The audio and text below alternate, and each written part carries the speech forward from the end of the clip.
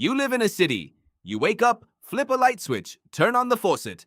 You are certain your civilization is the first and only one to ever reach this level. But you are wrong.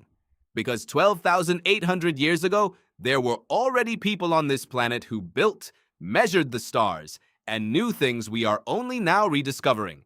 And you have never heard their real story. Picture this. You are standing in the middle of a desert in southeastern Turkey. Scorched earth and stones all around you. But beneath your feet, those are not just stones. This is Göbekli Tepe.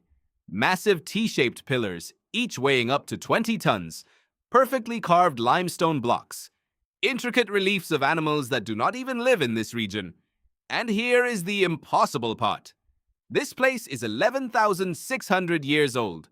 It was built 7,000 years before the pyramids of Egypt, 6,000 years before Stonehenge. It was built by people who, according to mainstream science, had no agriculture yet. No writing, no wheel. How? German archaeologist Klaus Schmidt, who discovered Göbekli Tepe in 1994, said it plainly.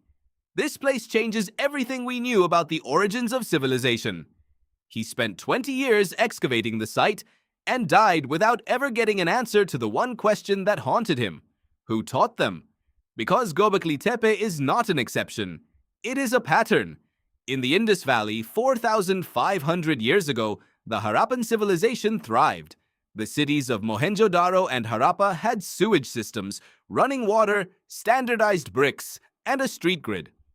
When British engineers were building railways across the Indus Valley in the 19th century, they used ancient Harappan bricks as ballast, having no idea they were crushing the remains of a city older than any civilization they knew. Robert Kennedy, one of the first archaeologists of the Indus Valley, wrote, "We stared at the ruins and could not believe our eyes." The level of urban planning here surpassed 19th century London. And then this civilization vanished, cities left standing, and no bodies. No signs of war, only a layer of silted mud, as if the cities were simply washed away. Why does this keep happening? You probably think civilization is a straight line upward. We were primitive, then we farmed, then we built cities, then we launched rockets. But archaeology tells a different story. The line is not straight. It is broken. Civilizations emerge, they peak, and they vanish. Sometimes so cleanly that for thousands of years, nobody even knows they existed. Look at a map. Study the outline of Antarctica. Now look at the map drawn by Turkish Admiral Piri Reis in 1513. It shows the coastline of Antarctica without ice. Do you understand what that means? Antarctica has been covered in ice for millions of years, according to mainstream science. But the Piri Reis map shows the coastline beneath the ice sheet, a coastline we only managed to see in the mid-20th century using subglacial radar scanning. The admiral himself wrote in his margin notes, "I drew this map from sources dating back to the time of Alexander the Great." And those sources traced back to even older ones. Someone knew the shape of Antarctica thousands of years before it was officially discovered in 1820. Who was it? Graham Hancock, researcher and author of Fingerprints of the Gods, spent 30 years gathering evidence for a lost civilization. He points to the myths. You have heard of Atlantis, Plato's story of an island that sank beneath the sea in a single night. But you probably do not know that nearly every culture on Earth has its own flood myth. The Sumerians have the Epic of Gilgamesh, where Utnapishtim builds a boat and survives a flood sent by the gods. The Hopi people tell of a world destroyed by water after humans forgot the Creator's path. The ancient Egyptians have the myth of Osiris and the goddess Tefnut, whose tears became the waters of the deluge. In India, there is the story of Manu, warned by a fish of the coming flood and saved in an ark. There are more than 200 such myths, 200 cultures that never contacted each other, telling the same story. Coincidence?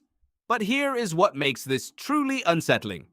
At the end of the last ice age, roughly 12,800 years ago, an event occurred that scientists call the Younger Dryas.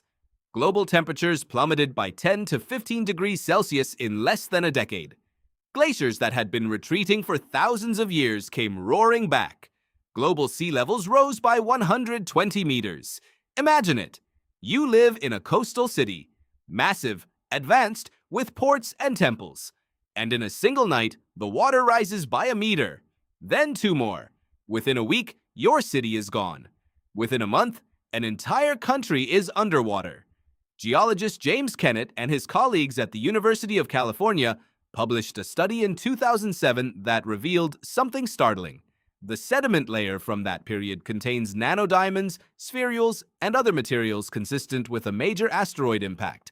The impact triggered global wildfires, ice melt, and the very catastrophe that wiped out the Ice Age megafauna.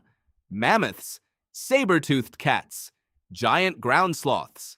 But Kennett and his team believe something far more significant went under the water than mammoths. They believe a civilization went under. And this is where it gets strange. Because if Hancock and others are right, there were survivors. They scattered across the planet, to Egypt, to Mesopotamia, to the Indus Valley, to the Andes. They brought knowledge with them. Astronomy, architecture, agriculture. They did not build new cities right away. They taught the locals. And the locals began to build with a mathematical precision that still stuns us today. The Great Pyramid of Giza is aligned to true north with an error of less than 0.05 degrees. You do not achieve that with a piece of string and a stick. You need someone who already knows how to measure the earth. And now, the most disturbing part. Why is none of this taught in school? Why does mainstream archaeology resist it so fiercely? The answer is simple. Because it changes everything. It means your civilization is not the peak. It means someone before you already walked this entire path, rose higher than you, and was erased from the face of the earth in a single night. It means your city, your knowledge, your technology, they are not permanent. They are not new. They are a temporary flash in an endless cycle of rise and collapse. Go to your bathroom tonight. Look at the water flowing from the faucet. You are a descendant of survivors. People who lived through a catastrophe that destroyed almost everything. You do not know their names. You do not remember their language. But every second of your life, you are proof that they existed. And when you turn on the faucet to fill a glass, remember this. Once, water was the enemy. Once, water came and took an entire world. A world we are only just beginning to find again. You wake up, flip a light switch, turn on the faucet. But now you know. You are not the first to do this. You are the next.